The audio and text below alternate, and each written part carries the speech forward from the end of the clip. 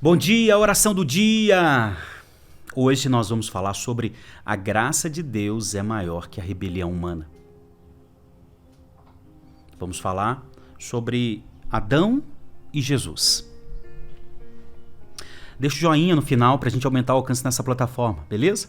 E nos comentários, pode deixar seu pedido de oração, seu comentário, seu testemunho. Diz assim, Romanos 5:12 até o 21. Quando Adão pecou, o pecado entrou no mundo e com ele a morte, que se estendeu a todos, porque todos pecaram.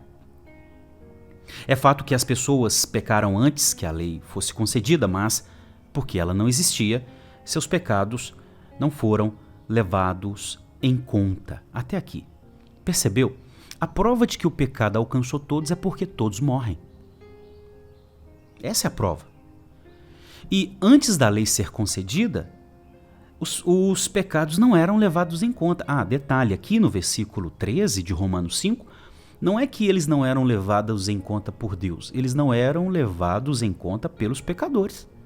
Se não tem lei falando que é pecado, o pecador peca sem levar em conta. É isso, não é Deus. 14.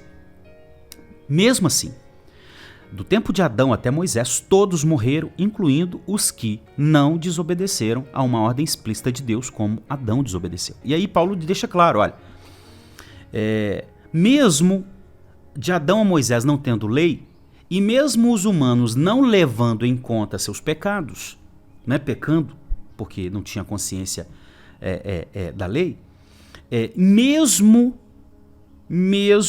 os humanos não tendo pecado como Adão, todos, de Adão até Moisés, mesmo sem lei, morreram. Ele está argumentando que o que Adão fez no Éden gerou uma consequência em toda a raça. É isso que ele está falando. A argumentação de Paulo aqui é que Adão, a prova de que Adão era representante de toda a raça no Éden, é que o pecado veio e trouxe a morte e todos morrem. Então todos nós, naturalmente falando, todos nós fomos atingidos pela rebelião que o Adão cometeu no Éden. Na verdade, Adão é um símbolo, uma representação daquele que ainda haveria de vir. 15. Mas há uma grande diferença entre o pecado de Adão e a dádiva de Deus. Aí agora ele começa a fazer um contraste. Pois o pecado de um único homem trouxe morte para muitos. Que foi o que aconteceu. O pecado de Adão trouxe morte para muitos. Na versão Almeida diz para todos. Ainda maior, porém, é a graça de Deus e sua dádiva que veio sobre muitos por meio de um único homem, Jesus Cristo. E aí ele começa a fazer o contraste. Adão veio morte, veio tragédia por causa da rebelião. Jesus veio vida, veio dádiva, é a dádiva. Por causa, claro, né, depois a gente vai na argumentação dele, por causa da obra de Jesus. 16. E o resultado da dádiva de Deus é bem diferente do resultado da rebelião de um único homem. Pois enquanto o pecado de Adão levou à condenação, a dádiva de Deus nos possibilita ser declarados justos diante dele, apesar de muitos pecados. E ele começa a fazer um contraste. Adão, Jesus. Adão, representante, Jesus. Por intermédio de Adão, a morte reina. Por intermédio de Jesus, recebemos vida eterna. E aí vem o versículo 18. É verdade que um só pecado de Adão trouxe condenação a todos, mas um só ato de justiça removeu a culpa e trouxe vida a todos. Agora vem uma questão importante. Muitas pessoas já disseram, Deus é injusto, porque considerou a rebelião de Adão, porque considerou Adão nosso representante, e porque Adão pecou, todos nós pecamos. Deus é injusto. Como eu vou pagar por um pecado de um homem? A questão é que nós também pecamos. Mas uma coisa interessante. Como é que Deus se relaciona com a humanidade? Gente, quando nós lemos as Escrituras, isso é importantíssimo, guarda no seu coração. Deus se relaciona com a humanidade de 3 formas. Primeiro, ele se relaciona com a humanidade no 1 a 1, apresentando-se a uma pessoa, falando no coração de uma pessoa, no 1 a 1. Deus se relaciona com a humanidade de modo representativo. A prova está aqui. Adão foi um representante e Jesus outro representante. Então ele também se relaciona com os humanos de modo representativo. Olha só, isso aí é totalmente comum para nós. Por exemplo, o presidente da República vai numa nação. Ele vai como representante dos mais de 200 milhões de brasileiros, sim ou não? Ele, presidente da República, é uma instituição. É um representante de cada um dos mais de 200 milhões de brasileiros.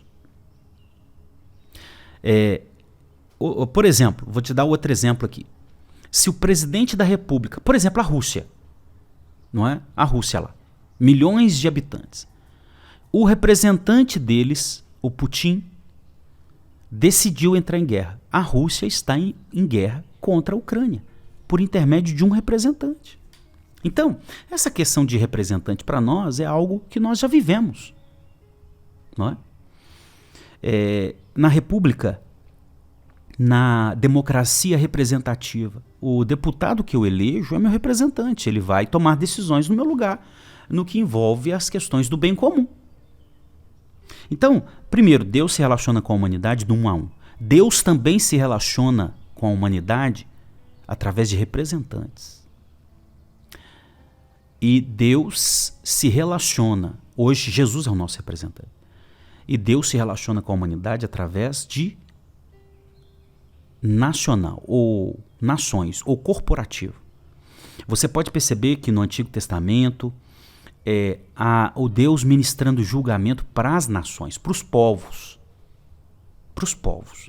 Por exemplo, Mateus deixa claro que quando cada povo e língua receber o testemunho do evangelho, Jesus virá. Tá vendo? Povo e língua, não é cada pessoa, cada ser humano, é cada povo, tá vendo? Nação.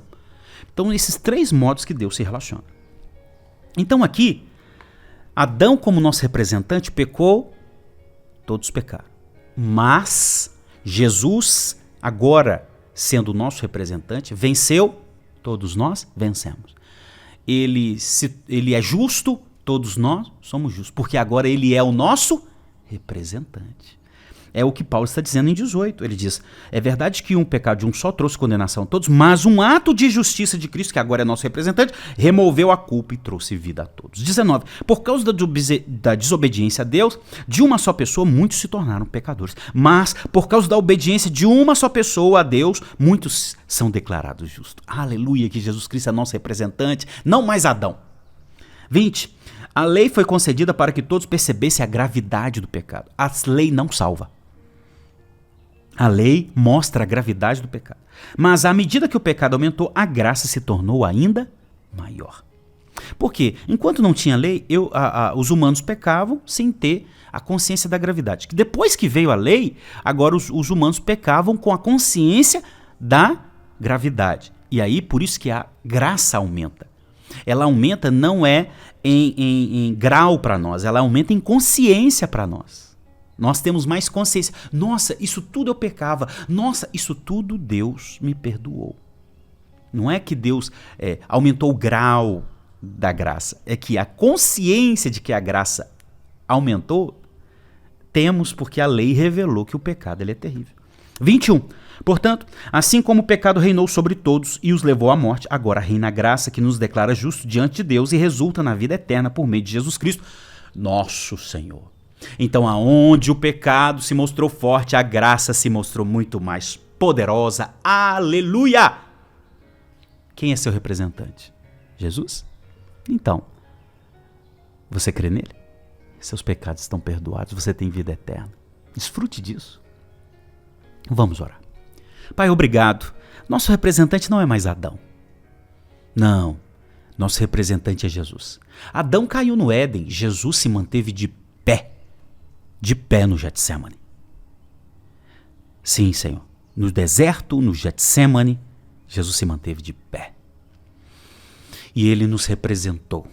E hoje, como nós somos unidos a ele, tudo que ele é foi transferido em crédito. Tudo que ele fez foi transferido em crédito para nós. Bendito seja o Senhor.